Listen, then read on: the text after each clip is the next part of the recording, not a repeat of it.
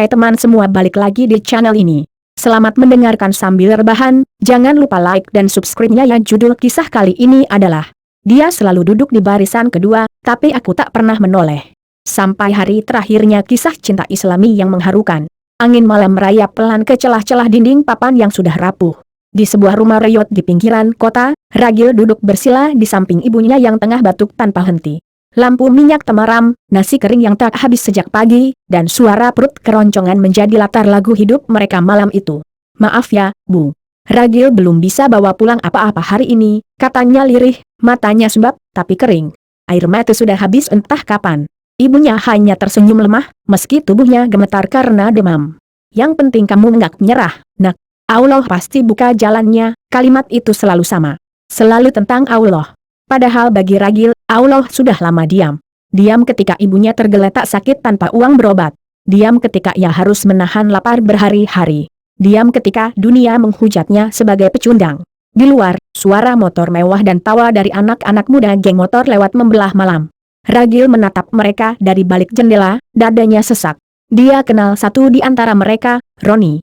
Dulu mereka sekelas, sekarang Roni punya segalanya, motor, cewek, gengsi. Padahal dulu nilainya lebih jelek dari Ragil. Mereka nyari duit dari mana sih sebenarnya, gumam Ragil, kecewa. Dan malam itu, ketika ibunya tertidur dalam batuk dan keringat, Ragil duduk sendirian di depan rumah, menatap langit hitam tanpa bintang. Lalu dari kejauhan, terdengar suara langkah kaki. Perlahan, berat, dan asing. Seseorang mendekat. Tubuh tinggi berjubah hitam. Wajahnya samar, tapi sorot matanya tajam menembus dada. "Kau ingin kaya?" tanyanya datar. Ragil tercekat. Mulutnya kaku. Tapi hatinya, entah kenapa, menjawab, "Ya, aku ingin keluar dari neraka ini." Sosok itu tersenyum samar. "Kalau begitu, tinggalkan Tuhanmu malam ini. Dan esok, dunia akan tunduk padamu." Saat putus asa menggantikan iman, disitulah setan menemukan pintu. Ragil tidak tidur malam itu. Sosok berjubah hitam yang muncul tiba-tiba seolah membakar pikirannya. Ia duduk di sudut kamar, memeluk lututnya, gemetar, bukan karena takut, tapi karena guncangan batin. Apakah itu nyata? Siapa dia? Apa maksudnya, "Tinggalkan Tuhanmu malam ini"? Saat azan subuh terdengar sayup dari kejauhan, Ragil hanya bisa memejamkan mata. Tapi hatinya semakin jauh dari suara itu. Pagi harinya, ia keluar rumah dengan kepala penuh tanya. Di kantongnya, entah sejak kapan, ada secari kertas hitam. Tertulis hanya satu kalimat. "Datanglah ke bawah jembatan Kali Merah. Tengah malam. Sendirian." Ragil menatap tulisan itu dengan tangan gemetar. Siapa yang menaruhnya? Bagaimana bisa masuk ke kantongnya? Tapi satu hal pasti, ini adalah kesempatan yang tidak dimiliki siapapun. Kesempatan untuk keluar dari lumpur kemiskinan. Kesempatan untuk tidak jadi beban ibunya lagi. Kesempatan untuk menguasai dunia. Dan ketika malam tiba, Ragil berdiri di tepi jembatan Kali Merah, tempat yang katanya angker, tempat orang-orang bunuh diri, tempat yang bahkan pengemis pun tak mau tinggal di dekatnya. Udara dingin menggigit kulit. Asap tipis muncul dari bawah jembatan. Tiba-tiba, terdengar suara langkah dari balik gelap. Dia datang. Sosok berjubah hitam. Kali ini tidak sendiri. Dua bayangan tinggi besar mengikutinya dari belakang, dengan mata menyala merah dalam gelap. Suara gemeretak tulang mengiringi langkah mereka. Ragil menelan ludah. Kakinya ingin lari, tapi tubuhnya kaku. Sudah siap, suara berat itu terdengar seperti gema dari dasar sumur. "Setelah malam ini, kamu tak akan jadi manusia biasa lagi." Ragil menunduk. Di dadanya, iman berteriak. Tapi di hatinya, kemiskinan dan dendam bersorak. Dan tanpa berkata apa-apa, ia melangkah masuk ke bawah jembatan itu. Ke dalam dunia yang tak pernah bisa benar-benar ditinggalkan. Setiap jalan menuju kekayaan haram selalu dibuka dengan pengorbanan, dan ditutup dengan kehancuran. Langkah Ragil bergema lirih saat ia turun ke bawah jembatan Kali Merah. Tempat itu dingin bukan karena udara malam, tapi karena suasana yang menyesakkan dada. Tanahnya lembab, bau amis menusuk, dan di kejauhan terdengar seperti suara tangisan, atau jeritan. Di tengah-tengah lingkaran api kecil, sosok berjubah hitam menunggu. Kedua makhluk bermata merah berdiri di belakangnya, seperti bayangan yang tidak bisa diusir cahaya. Sosok itu membuka gulungan kulit. Tapi bukan kulit biasa. Kulit manusia. Di atasnya, tertulis dalam aksara merah tua, darah yang belum mengering sepenuhnya. "Dengan ini, aku menyerahkan cahaya dalam jiwaku, demi dunia yang menjanjikan kenikmatan fana. Sebagai gantinya, aku memberikan satu jiwa setiap purnama. Maka bukakanlah pintu kekayaan, dan tutupkan telinga hatiku dari panggilan langit." Kalau kau tanda tangani ini, ujar sosok itu pelan, kau akan mendapat segalanya. Tapi tidak bisa kembali. Tuhanmu akan menangis. Malaikatmu akan berpaling. Dan jiwamu takkan pernah utuh lagi. Ragil menatap gulungan itu. Tangannya gemetar. Tapi pikirannya membentak, apa gunanya iman kalau perut tetap lapar? Apa gunanya Tuhan, kalau ibumu tetap terbaring lemah dan kamu terus jadi hinaan? Sosok itu mengulurkan belati hitam. Tanda tangan dengan darahmu. Ragil meraih belati itu. Menyayat telapak tangannya. Darah menetes perlahan ke atas kulit perjanjian. Jari-jarinya mulai menuliskan namanya. Ragil Hadi Putra. Saat tinta darahnya menyentuh huruf terakhir, lingkaran api menyala tinggi. Makhluk-makhluk itu tertawa dalam suara yang lebih menyerupai raungan serigala dan siuman orang gila. Sosok berjubah hitam berbisik, selamat datang, di kerajaan yang tak mengenal belas kasihan. Dan malam itu, langit kali merah memerah seperti luka terbuka. Sementara Ragil berdiri di tengahnya, bukan lagi sebagai manusia biasa, tapi seorang pendosa yang dijual kepada dunia. Setan tak pernah memberi tanpa mengambil lebih. Kau jual jiwamu, maka kau kehilangan segalanya. Esok paginya, Ragil bangun dengan kepala berat dan telapak tangan masih terasa nyeri dari luka semalam. Tapi yang membuatnya terperanjat bukan rasa sakit, melainkan sesuatu yang belum pernah ia lihat sebelumnya di atas kasurnya yang usang. Setumpuk uang, berserakan seperti daun-daun kering, berwarna merah dan biru, tertata rapi, dan masih hangat. Dia mengecek matanya berkali-kali. Ini bukan mimpi. Di pojok kamar, ada koper, penuh perhiasan emas, jam tangan mahal, dan bahkan kunci motor sport. Ada juga secarik catatan. Selamat datang di dunia yang kau pilih.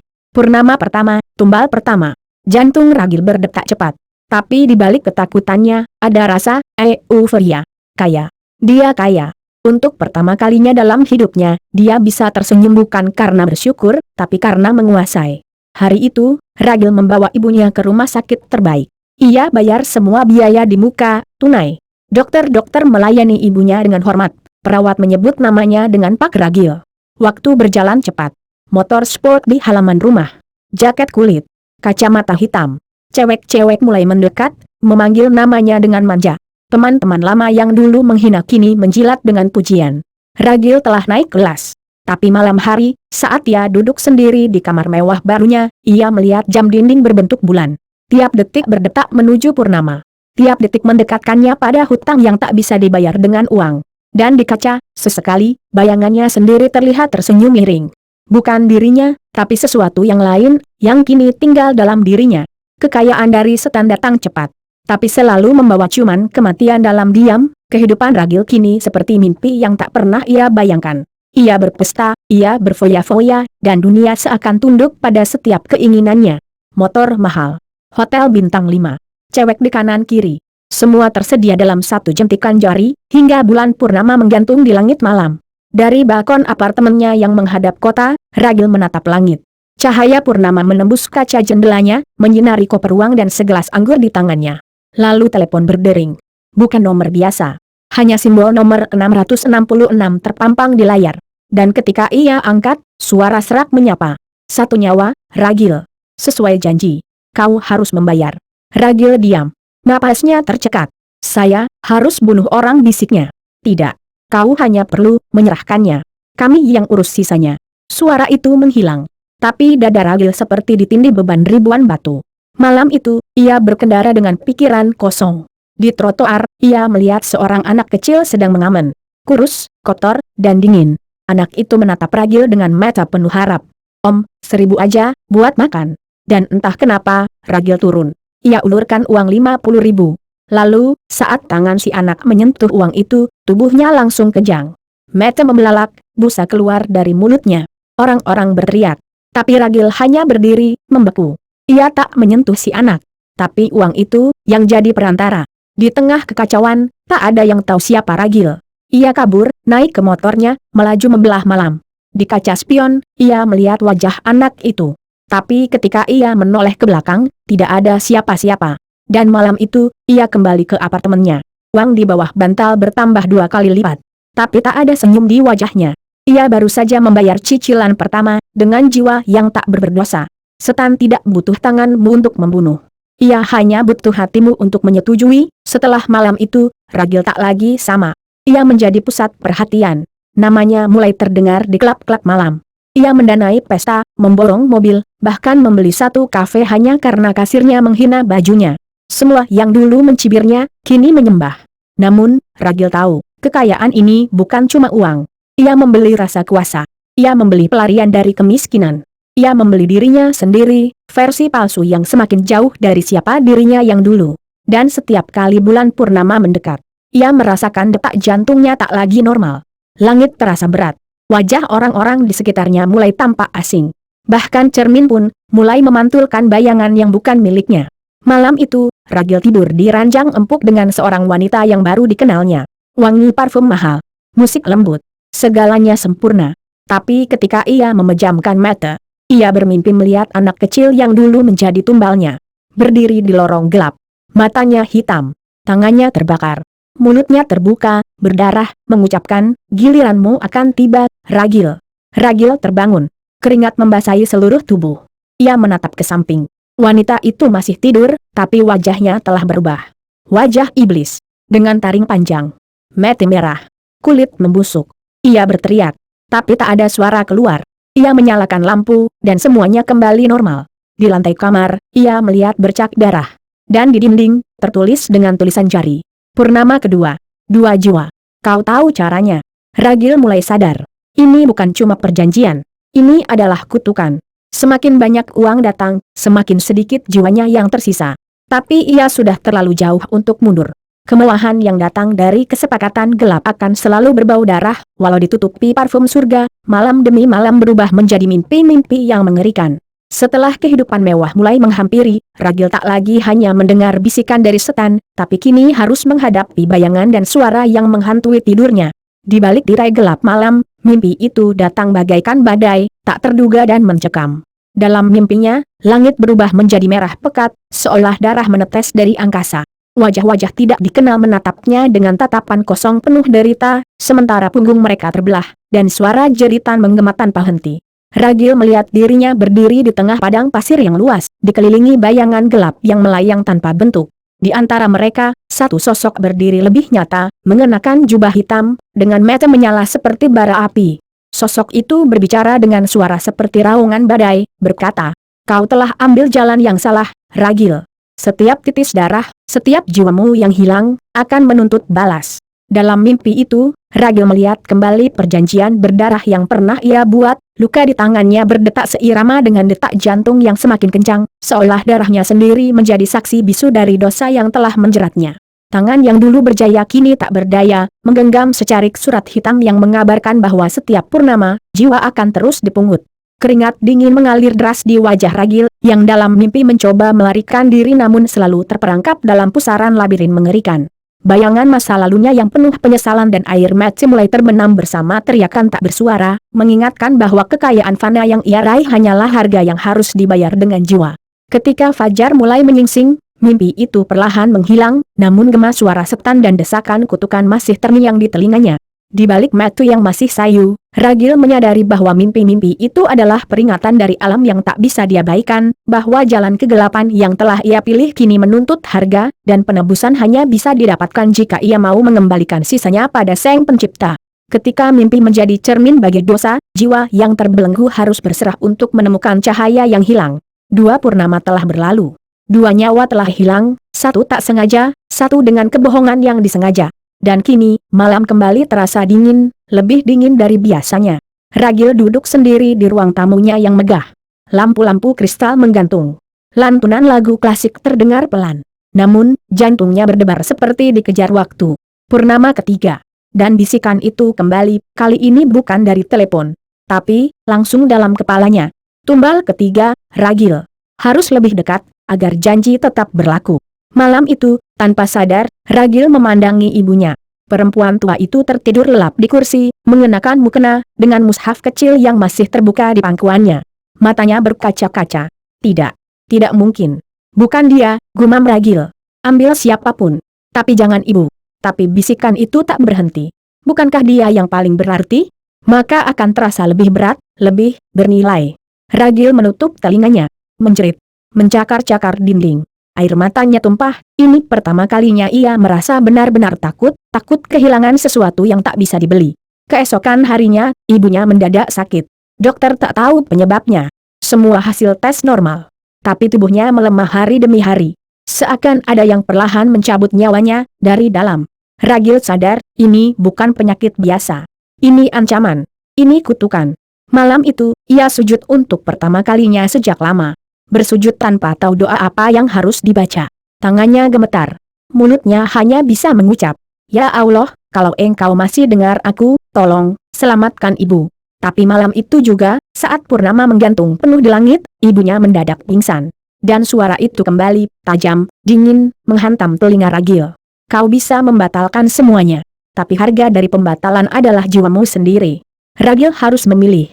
Antara terus jadi budak setan dan kehilangan orang-orang tercintanya. Atau menyerahkan dirinya sendiri, menantang jalan gelap itu demi satu kesempatan terakhir kembali ke cahaya. Ketika dosa mulai menyentuh orang-orang yang paling kita cintai, itulah saat kita sadar, kita tak sedang dihukum, kita sedang diuji untuk memilih. Setelah malam penuh ketakutan itu, Ragil merasa dirinya diambang kehancuran. Namun, di balik kepedihan, ada satu nama yang terus menghantuinya, Ustaz Hasan, guru ngaji masa kecilnya. Dulu, Ustaz Hasan adalah sosok yang selalu sabar mengajar dan mengingatkan Ragil tentang rahmat Allah. Tapi sejak lama, Ragil tak pernah menghubunginya. Terlalu malu. Terlalu dalam dosanya. Tapi malam itu, dengan tangan gemetar, Ragil menghubungi nomor Ustaz. Suara di ujung telepon hangat dan penuh kasih. "Anakku, kau terdengar lelah. Apa yang membuatmu begini?" Ragil tak sanggup berkata banyak, hanya menangis. Ia bercerita tentang perjanjian gelapnya, tentang ibunya yang sakit, dan rasa bersalah yang menyesakkan dada. Ustaz Hasan diam sejenak, lalu berkata, "Masih ada jalan, Ragil. Tapi kau harus bersiap menghadapi ujian yang paling berat." Harapan mulai tumbuh. Meski hatinya penuh dengan ketakutan, Ragil merasa ada cahaya kecil yang bersinar dari masa lalunya.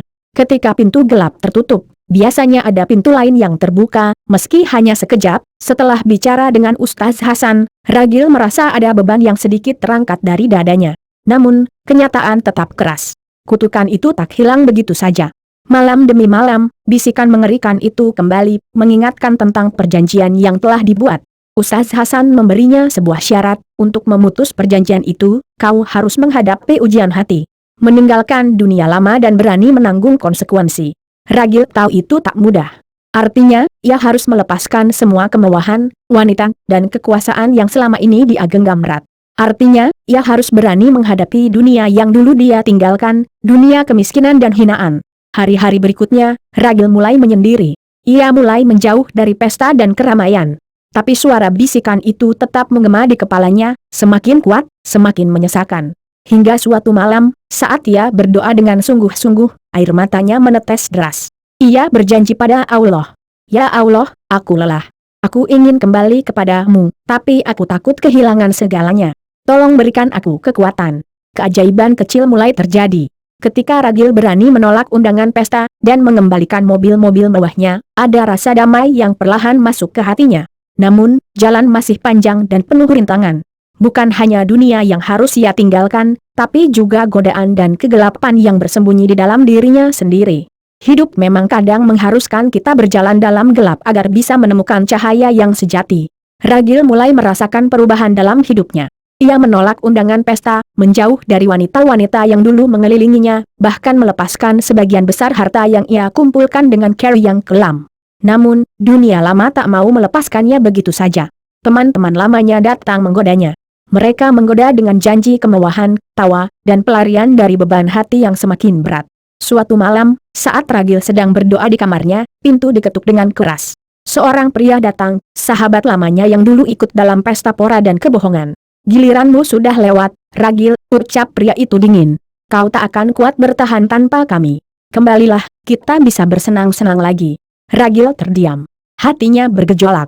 Ia tahu, sekali melangkah kembali, semua akan hilang lagi. Namun, godaan itu terlalu kuat.